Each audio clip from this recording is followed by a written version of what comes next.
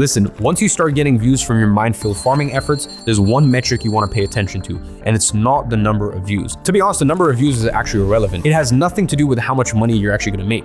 The only thing that matters is a metric called watch time. It is 10 times more valuable to have a single person watching your content for 25 minutes than it is to have 100 people watching your content for 2 minutes. Whereas the one person watching for 25 minutes knows, likes, and trusts you, which are the 3 elements you need to sell them anything. And this is why views doesn't really matter. So when you see a video with higher watch time than usual, pay attention, because it is a sign that you're onto something. This is the type of topic you want to create more content on. And the first 2 steps here are going to get you your first 1,000 or your first 10,000 followers, all of which are going to be highly qualified. And by the way, that is huge because you have now showed the algorithm exactly who it should recommend your videos to. So once you have this initial base of 20 to 30 videos created, scaling your personal brand is going to be 10 times easier. And that's when we start creating videos to focus on recommendations. How do we do that? Again, look at watch time. Whatever people are watching the longest, you want to talk about those topics 10 times more often because that is what's going to get recommended. These are going to be your growth topics. And by the way, don't worry about sounding too repetitive here. My most successful YouTube videos are all repetitions of my own past best performing videos. You see, I figured out that my growth topics were millionaire habits and beginner friendly businesses. So I started to create videos around those 2 very specific topics. 7 habits that made me a millionaire by 18, the 3 habits that made me a millionaire by 21,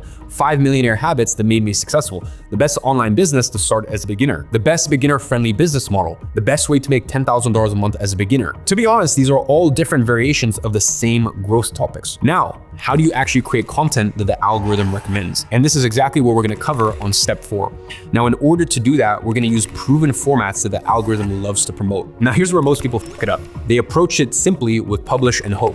They basically try to guess what's going to work. They publish and hope it works. And if you're doing that, you're never going to succeed. It's that simple. You're basically shooting in the dark, creating random content that you have no idea whether it will perform or not. Listen, you should only publish a video if you have a clear indication that such a video is going to perform well.